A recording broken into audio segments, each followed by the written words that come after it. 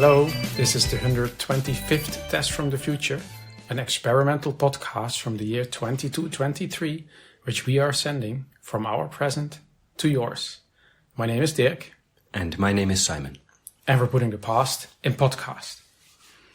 And today we will go into great detail into a topic that's been on the news for a long time. And we mentioned it before. I think we did recently, Yeah. Or at least within the last few weeks. I think so, yeah. And this is the space travel breakthrough that we're having at the moment. Yeah. We, Earth solar system. Exactly, dwellers of this solar system. Exactly. So we did quite a bit of research. We brought quite a few questions, quite a few answers. And it can be a little technical. So to keep things interesting for everybody, we have a bit of a bingo. Yeah. And the following episode that you're about to hear will contain the following words. And if you want, you can try to spot them all. So they will contain speed of light, spaceship, membrane, Proxima Centauri, Voyager, warp, and cookie. All proper space terms. Exactly. There'll be other words in there too, but those are the 7 to look out for, or listen out for. Exactly. I mean, easily you can't have a proper discussion about space travel if it doesn't contain any of these words. Correct. I think if anybody tries to explain at any point in your future, dear listener, anything about space travel, and it doesn't have the words speed of light, membrane, or cookie, it's probably nonsense. Yeah. Or at least they maybe don't fully understand what they're talking about. Exactly. Or maybe they're making things up, or maybe they're just pretending they know what they're talking just about. Improvising. And just pretending, that's just rude. Would you like to summarize what's going on with this breakthrough? Yeah, I can. As we mentioned some weeks ago, there were other aliens who've been coming to see us for quite a while now, the Martians, the Illuminati. So clearly they've been able to travel great distances. Yeah. And until this breakthrough, humans, have not been able to. No. And the breakthrough is that now, they've shared the information with us, and we're developing our own tech based on that information. And it's that was already in the news, like briefly a while ago, and now this actually started. We've been the first the initial projects are underway to actually build spaceships that can make use of this. And it's supposed to be like a massive difference to this monkeying about in our own solar system that we've been doing so far. Exactly. We're pretty happy that we got to the moon and to Venus and so on. Yeah, sure. It's good what we have been able to do, but it has been contained within the solar system. Like we've just sending 1 or 2 ships out to probe beyond it. With this new technology, there is no longer that limitation. We'll be able to go far greater distances in much less time. Yeah, exactly, and that's kind of the point. It's not like a little bit faster than we had before, a little bit more efficient than we had before. It's really it's the moonshot we've all been waiting for. But then further than the moon. Than the moon, yeah. Moonshot to the moon around another planet, many hundreds of light years away. Yeah. So as our long-time listeners know, we have, because we're in the future, speaking a little bit more about the technology of our day. Because, and that's why this is, even for us, this is kind of new stuff. We try to gather all the information that we could find. We prepared a lot for this episode. Exactly. So I think to start off, it would make sense to actually try to explain the technology. Yeah. At least the principle of it. Yeah. Like exactly. The spaceships themselves are still being built. Yeah. But the principle, at least, we can explain. Yeah. Exactly. And then we'll see in the coming, months and years how that pans out. But the principle is pretty simple. So the spaceships, they vibrate faster and faster and faster until they bounce out of the A-beam into the C-beam. Yeah. That's it. Yeah. Sounds so simple when you say it like that, but... I mean, it does sound simple. I would like to see it, I guess, or experience it before I fully understand. But yeah, that's kind of the summary. Yeah. And of course, we didn't know what A-beams and C-beams were before. Yeah, that's partly where we're getting the new information. But knowing about that. And also get the vibration going. And of course, then actually... The correct frequency. Exactly, and then of course, like moving along these beams and so on. So that's quite a few things that we'll have to kind of figure out as we go along. And I think one of the initial questions that a lot of people on Earth were asking: is it faster or slower than the speed of light? Sure. By the way, I mean, it sidesteps it entirely. Yeah? It's nothing to do with the speed of light. Yeah, exactly. No, we said the speed of light twice. Does it count for the bingo twice? Nah, just the once. Yeah. Yeah, exactly. So is it faster or slower than speed of light? It's neither. No, it's as far as they explain us, it's neither faster or slower than light because it warps the light membrane. Correct. Yeah. Yeah. So that's what I mean. I don't think we would have ever come up with that on our own. At least, I mean, I personally maybe many centuries from now, but right, exactly. The point was the people who do understand this now, have spoken about this, that it's like, okay, we would have got to this point perhaps several centuries from now, like meaning following trends in research and so on. But this was like a big shortcut. Yeah, exactly. And I think you described before, it requires the spaceship. Then required the spaceship or spaceships to adopt this particular vibration technology. And then you mentioned the A-beam, C-beam jump. Right. It's exactly, the ship bounces out of the A-beam into the C-beam. Exactly. And I mean, I don't think anybody on Earth knew of the existence of C-beams. Exactly. Apparently they exist all over the place, but they are, across space, and occasionally there's stuff in the way. So these... Sure, the C-beam routes. Yeah, exactly. They are required. If there were objects in their path, those need to be moved out of the way. Yeah, exactly. So that's kind of how space travel works, summarizing it. It almost sounds like space travel for dummies. I have the feeling that I even almost understand it completely. Yeah. But I don't have to build a spaceship. That's a separate thing, yeah. I think what's interesting to mention besides the technology itself is how it's shared with us, right? So right. You mentioned before that the aliens are sharing it with us. Yeah, and that's new in itself, that they're sharing this level of information. Yeah, exactly. So we've been sharing our stuff, which is occasionally interesting, often not. Yeah, occasionally there'll be something novel, meaning there's something the Parisians or the Illuminati have never heard of or thought of before. Yeah. Teleportation, they were kind of impressed with. Yeah. They have also been impressed with stuff that then turned out not to be working properly, but sure. So how are they sharing this with us? I think that could be interesting. Well, they're using, or so rather, they gave us access to their wiki. Yeah, exactly. How easy is that? Exactly. They already had it nicely written up, documented and whatnot. But they hadn't given us login details before. Now we have login details. It's sometimes, especially when it comes to this, it's such advanced technology that can bring, or as a solar system population, so further. And how do we get this information? We just get access to the wiki. Here's your login details. Yeah. And of course, you need to get the registration message on your lens. You need to, sure, of course, multi-factor authentication, and then of course you need to set a password, and it has a sort of requirement. So I think every single Earth citizen got access. But as last time I heard, 7% actually registered. Which is still pretty high. Yeah. I mean, a lot of people, it went through the junk folder, so, just stick it out, but still 7% of everyone. So yeah, that's true, actually, if you put it that way. I mean, I'm not building spaceships, but I registered immediately. But there are different sections. So, there's space travel, but there's all sure, in the wiki itself, you mean. Yeah, right, it wasn't just for this one subject. But since we're talking about it today, of course, that's why we mentioned it.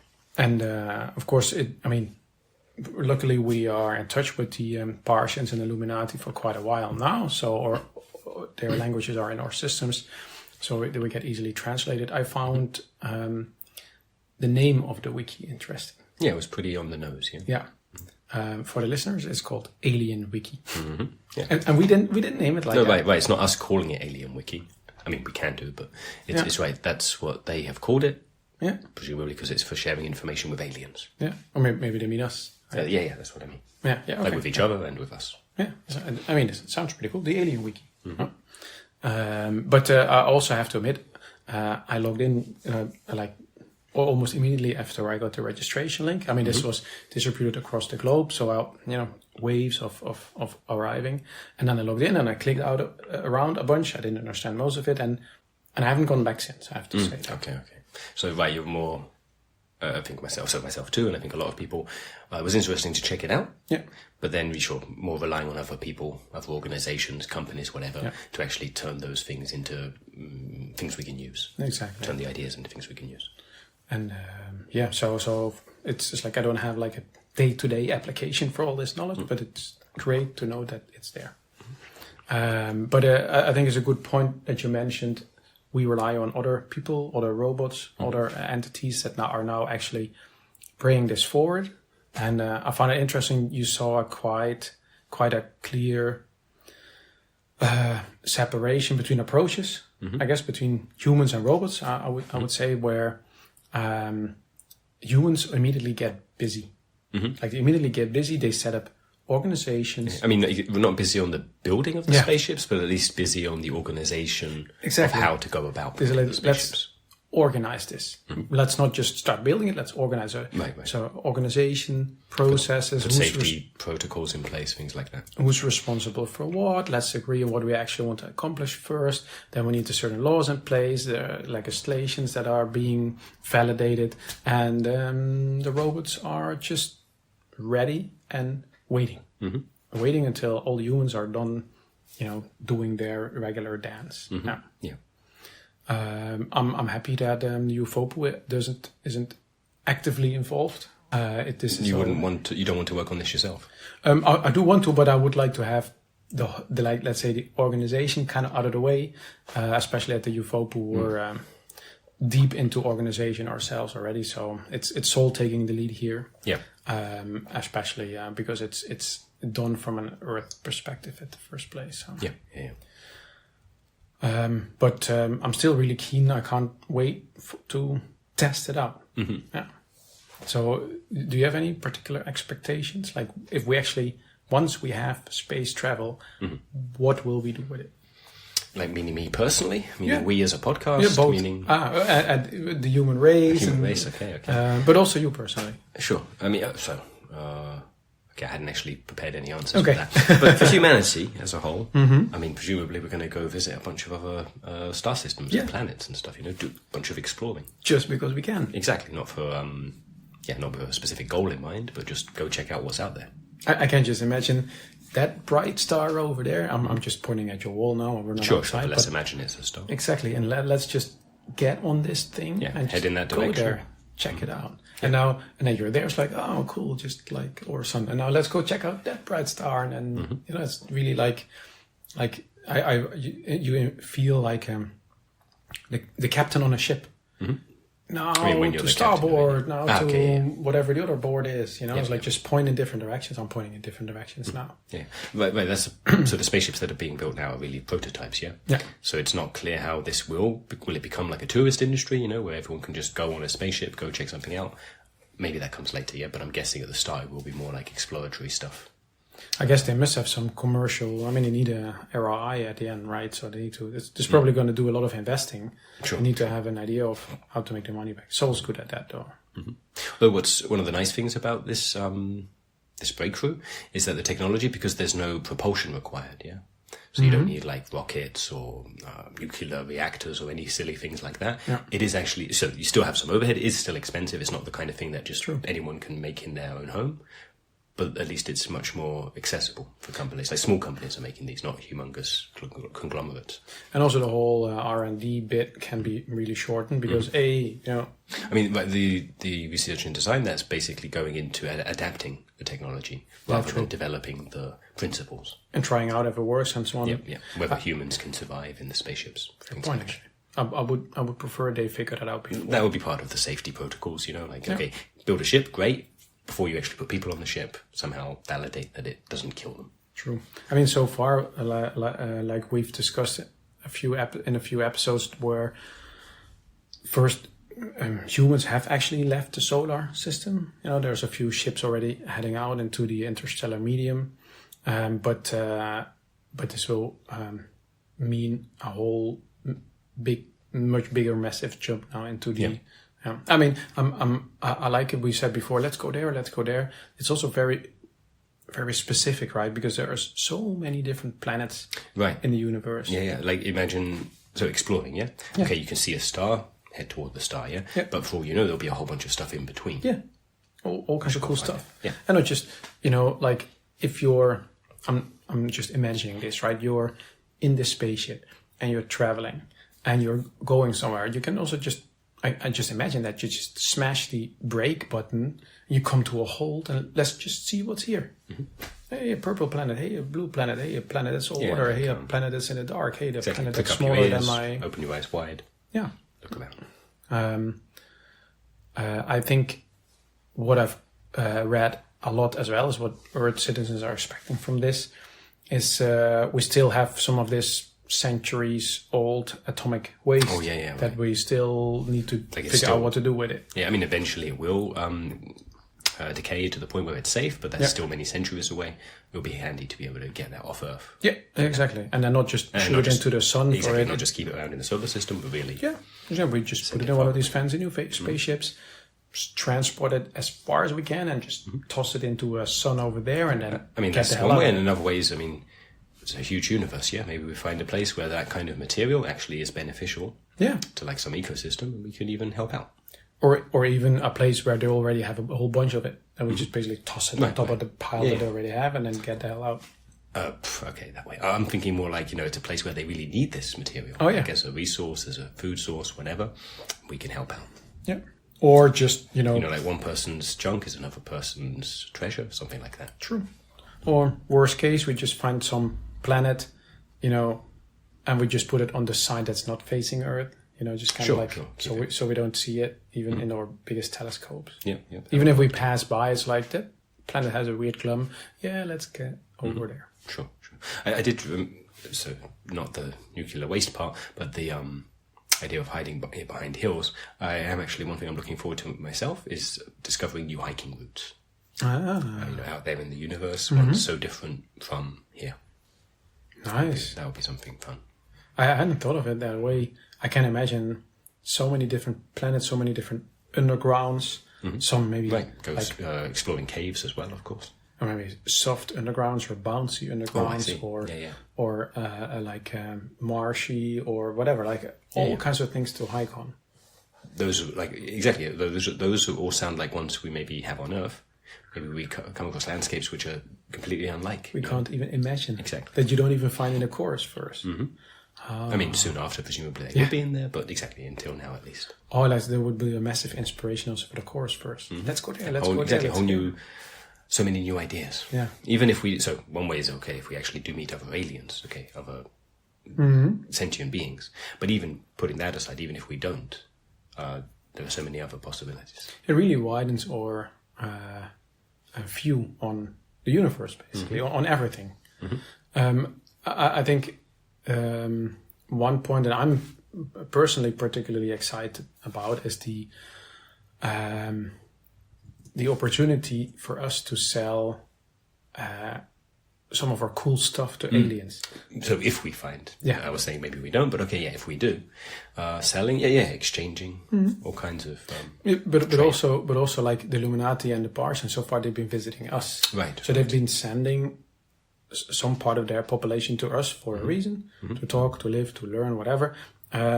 But we don't know all the other ones because we haven't been to their planets. True. And, I can't just imagine going there and bringing like a whole case of peanut butter and jam sandwiches and trying to sell them to the Parsians. Sure. Just make a quick book on the side. When their biology matches closely enough that they can enjoy it, It doesn't have to be that they'd enjoy it the same way as we do. Maybe it tastes completely different to them.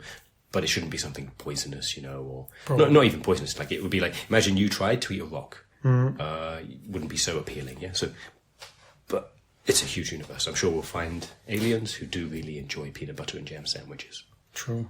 I think as with the stuff that they're bringing to Earth, they have to go through all kinds of regulations over here before we can actually consume it. Right. Like at least my experience with the Parsians and the Illuminati is that the Illuminati will definitely not want it, whatever the arguments are, and the Parsians will not care.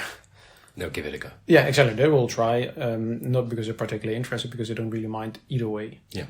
But yeah, that's going to be interesting. I think one particular thing that I've heard a lot of people is, of course, we've been sending spaceships out there for a while now. Yeah.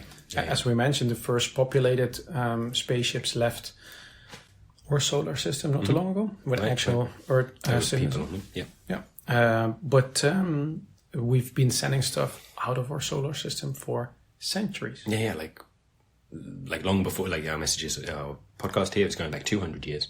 But even then, they had already sent stuff long before then, yeah? Exactly. I checked out on this, and there are spaceships called the Voyager 1 and the Voyager 2.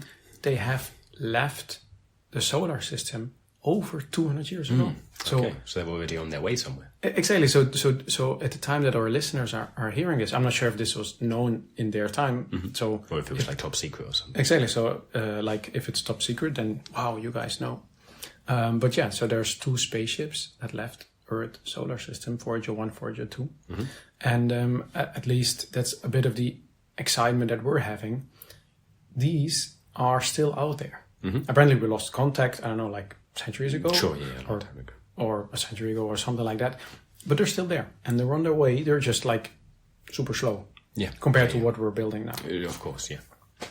So then we'll be able to presumably find them, catch up. Exactly, catch up with them. That's going to be a bit of a race. You know, it's just like who catches up to Voyager 1 the first. Not a race between like the new spaceships and the Voyagers, but between a bunch of people with new spaceships, trying to be the one who finds them first. Exactly, it's like there's a prize, like you get free ice cream when you get there first. You know? Maybe like it's been so long, maybe those they need some repairs or whatever. Yeah, help them out, send them on their way. Maybe their whatever their power source was is like depleted. Top it up. I mean, the thing is, they're not populated, right? So there's nobody in there. But I can just imagine you catch up with them. It's like, hey, when did you guys leave Earth? Yeah, 240 years ago. And how about you guys? Yeah, last week. It's like, what? Or probably yesterday or something like that. Sure. It's like they needed to. I mean, the speed won't be the speed won't be the issue. Yeah, but finding them, true, that would be more the. needle in the intergalactic. Yeah, I mean, there's a projected route, so it's not like it's unknown where they should be. But okay, what if something happened along the way? And because all the systems are shut down, they don't emanate any particular. Right. Yeah, but that's also the thing. Like that's related to both these ships. When they first left the solar system and entered the interstellar medium, Voyager 2 got there first. It was a little bit faster. Yeah, a little bit faster. But it heard nothing. Because it was sending recordings back to Earth. Okay, they detected no signals. Exactly, it was just silent crossover into the interstellar medium. Yeah. And then Voyager 1 did that a while later. Yeah. And this detected a hum. Like a humming sound. Okay, yeah. And scientists back in the day thought this was as interstellar gas. But we now already know this was what this hum that Voyager 1 picked up was the engine of Voyager number 2. Right, they had gone ahead of it. That was ahead of it, yeah. And Voyager 2 didn't pick it up because it was the first to get there. Exactly, there wasn't another engine noise to pick up. Yeah, so maybe this hum will help us locate these ships then. Maybe, yeah. So you reckon we will be visiting the alien planets that we know? So meaning the Illuminati and the Martians, Illuminati, I can't see it happening, No. They like you mentioned, they're pretty conservative. Yeah. So I can't imagine they'd even tell us where their planet is. But then if we found it, they'd be like, hey, no, I mean, we like you and all, but, please don't visit. Come back another time. Something like that. But the Martians, they seem, like you mentioned, they're pretty easygoing. Yeah. It'd be cool to go visit them. I think this is also a bit of a case, like they gave us this technology just to find out how are these guys handling it. But it is interesting how you mentioned it's like, will the Illuminati tell us where their planet is? It's like, first of all, I mean, officially we kind of know, but how to get there? Right. That's with these the C-beam route, but it's like I find it hard to figure out how space navigation works. That's something. I mean, we read the wiki, but it would be a different thing to read it than to actually do it. You can't orientate on the stars because No, you're just basically bouncing up and down the universe, and there's Right, no. I had a look myself even for this, if there was some kind of universal positioning system, some way of wherever you are in the universe, some way to orientate yourself or whatever. I didn't spot it in there. And also, I mean, they travel, so it's probably possible, but I can also just imagine that it is not so coordinated like here on Earth or here in the solar system. It's just the roughly go in that direction, and once you get there, just check again. The sizes, the distances are so much greater. It's a different kind of thing. It's basically if you look at the Ursa Major, Ursa Minor star constellations, we look at them from the side. Yeah. It's like, okay, this is a saucepan or whatever. Okay. Oh, or at least I think that's kind of what it looks like. And you look at it from the side. From here. And then, but of course, okay, then I want to check out those stars. You go to one, but from that star's perspective, it doesn't look like a saucepan anymore. They don't even belong together maybe anymore. I mean, no one's discovered this so far, but maybe, travel further away we will. Maybe there are some constellations which are so dense, like meaning made up of, I don't know, thousands of stars, that it really looks like a 3D model of, a saucepan, so that from whatever angle you're looking at it, you can really work out it's a saucepan's a bad example. Yeah. But some 3D object, you could imagine if it had enough resolution in terms of stars acting as pixels, you could see it. Okay, but we haven't found any of those so far. No.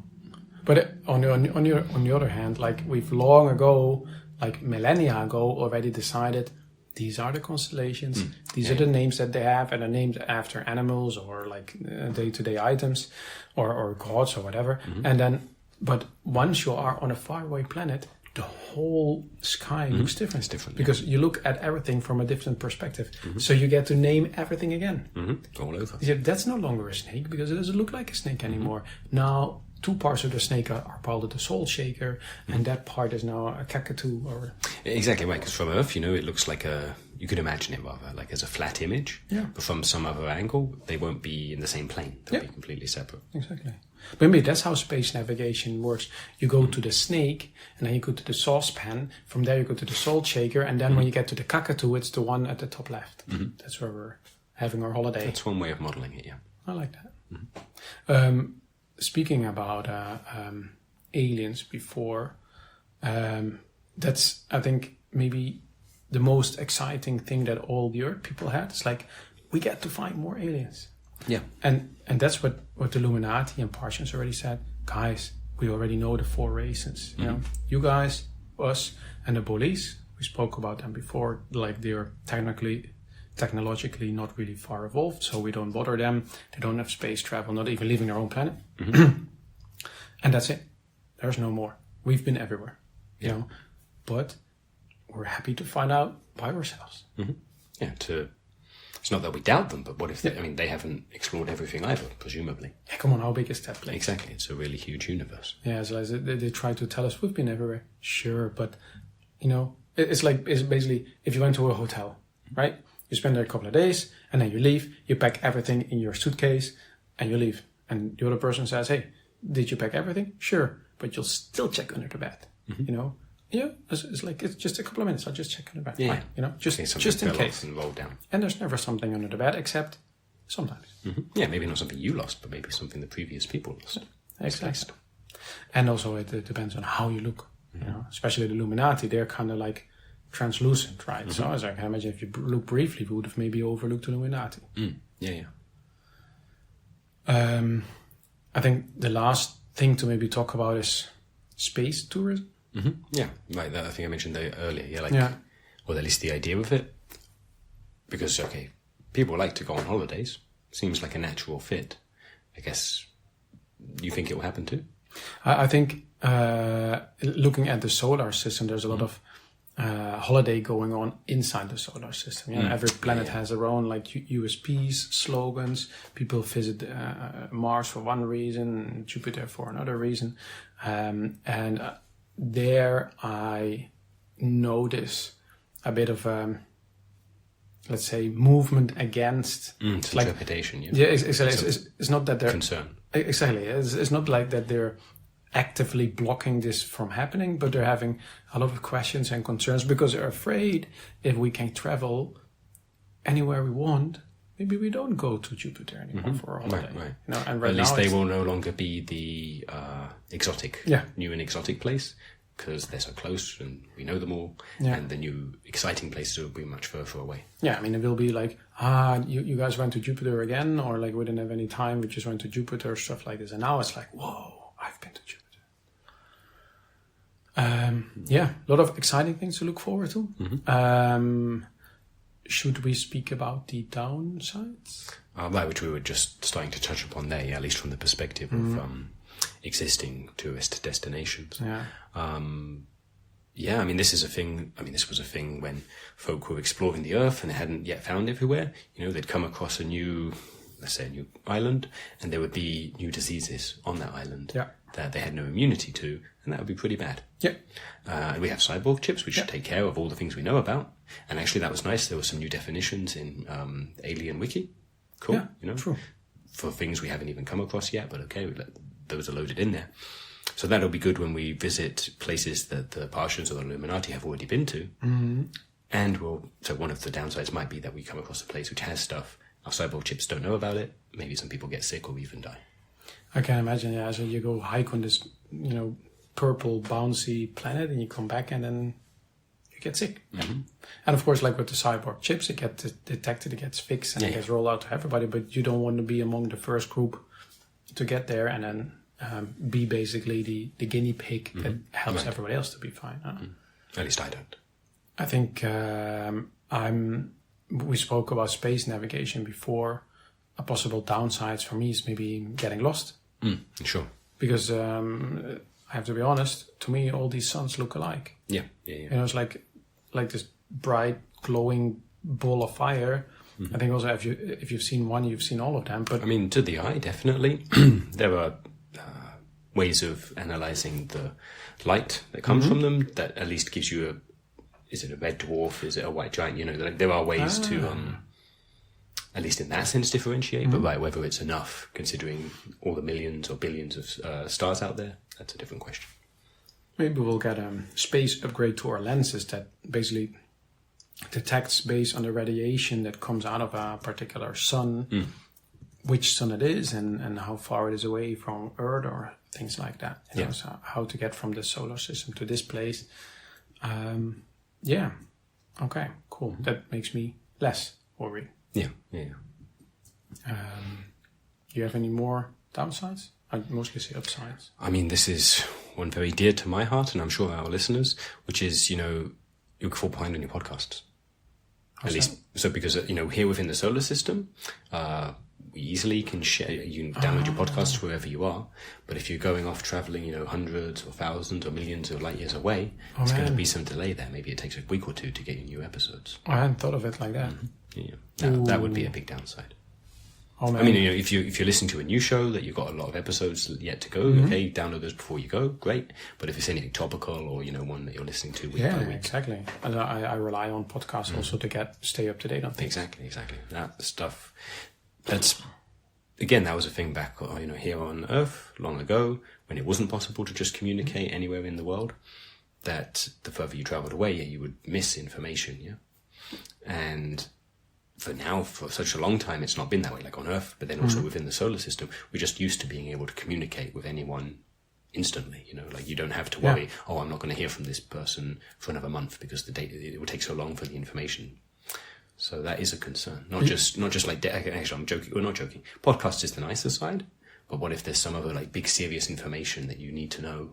Yeah, but you won't learn it in time. I'm fine without the big serious information. Okay, maybe that's nicer to leave behind. But you would think that they have that on the agenda. I hope the folk developing the companies or whatever developing. I hope they're aware of this problem. It's like I'm not sure which MVP version they will go live with, but for me it would be pretty essential to get that taken care of. Right. I mean, there's still a lot in the Alien Wiki to look through. Yeah. Because partly, it's obviously there's a search and it's organized in various ways, but it's the thing where when you are reading someone else's ideas, maybe they've thought of it and used it for one particular thing, so maybe the Partians, the Illuminati, but maybe when humans come across it, they'll wait, hey, wait a minute, you can use it this way for a different thing. Yeah. Something like that. We are good at that. So I said humans just because we're not the ones who made the wiki, but yeah. Yeah. I think you mentioned before with falling behind on things. I can imagine what also will also be a little bit lame if you come back from your holiday before your postcard. Sure, yeah, because... Yeah, you send your postcard, it's going to take forever, and then yourselves like, hey, did you get my card? No. It's kind of like, oh man, I wrote something really nice on Exactly, especially if you sent it, meaning like a physical card, through space. That's going to take, depending how far you travel, let's say you've gone just even to Alpha Centauri, it's going to take 8 years to get here. Yeah. At the fastest. So probably, well, it depends how long you go for a trip. True, actually, yeah. I mean, I just find it, I've done that before because especially, for example, from Venus, it's not so easy to post your postcards. Yeah. To bring it back with you and mail it at home, you know, but it's just... That's a disappointment. Exactly, that just feels lame. Okay. But I like the upsides better, so I would say we leave any possible other downsides we can come up with until it's actually... Exactly, when there are some, they'll be self-evident. Yep. Don't need to worry about them too much, as long as the safety stuff's taken care of. But we can keep our listeners up to date because it's apparently a bit of a long-term thing. So it's not working next week immediately. No, sure. But what could be interesting, we had a listener question, which we saved up for a couple of weeks until we actually got to this topic because it was relevant, topical. You want to read it? Yeah. So Stefan asked, "What are the names of the alien planets?" Yeah. And presumably they're referring, we're going to read a bit into this, Stefan, that you were asking us about the names of the planets for the alien. The aliens we've already spoken about, basically. Not all the alien planets that exist, but the ones we know about for the Partians, for the Illuminati. Yeah, that's how I assumed it. Yeah. And then so the Illuminati, so for both of them, the Illuminati and the Partians, there's the name we knew their planet as. Yeah. Because, in the past... We've catalogued everything that we could possibly imagine. And it turns out they did come from planets that we had observed previously. Yeah. So there's the name we used to call them, which maybe is the same name that you have in the past. Don't know, but at least it was the name we knew before we met them. And there's the name they themselves call it, of course, translated, that we can tell you in the past what that is. So the Illuminati. So first I'll say the names they go by, and then the names. Or the old names, So Illuminati, we used to call their planet Kepler 283c. And the Partians, their planet we used to call Gliese 667c. Yeah. So not so memorable. No, At least not those numbers. You could say, hey, the names are memorable, but apparently the names we use all the time. Yeah. So I was going to say, at least it was Kepler and Gliese, that they won't just both Kepler or Gliese. But that could have very well been the case. Yeah. But so then the actual names, at least, the proper name, So the Illuminati come from Brightside, and the Partians come from Cookie. Yes. We didn't give these planets these names. That's basically... Those are like the closest translation. Yeah, exactly. It's kind of roughly what their own name translate like. Yeah. And of course they call it Brightside.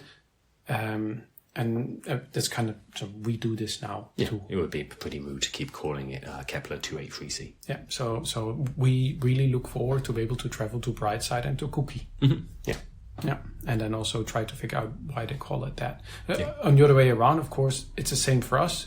Our planet, Earth, of course, we've translated it to their language, or they translated it, and they find our name very funny because our planet is mostly water.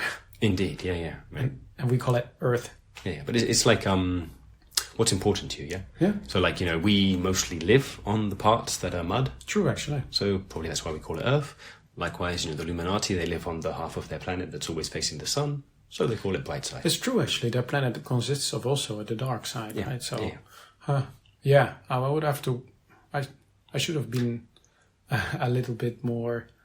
I like thought it through, exactly because when the Illuminati pointed out that we say Earth, although it's mostly water, I was like, oh yeah, that's weird, and not pointing out The correlation, not correlation, the similarity in their namings. And then that's why it would be really interesting. Okay, Illuminati are probably not going to let us visit, at least not straight away. Partians probably be cool with it, and it'll be really interesting to why they come from Cookie, like to learn that. True, actually. Yeah. We've been speaking about this a long time. How long has it been? Oh wow, 40 minutes. That is a long time. Yeah, we can always like retroactively put a break in there, and then if we could, but nah. Folk listening to this glorious podcast all about the aliens, which we know you love, please send us an email to the address michaellasagna5@gmail.com, and in the subject put the number 125 so that we know this successfully reached you. All right, then thanks for listening all this time, and see you in 202. Bye-bye.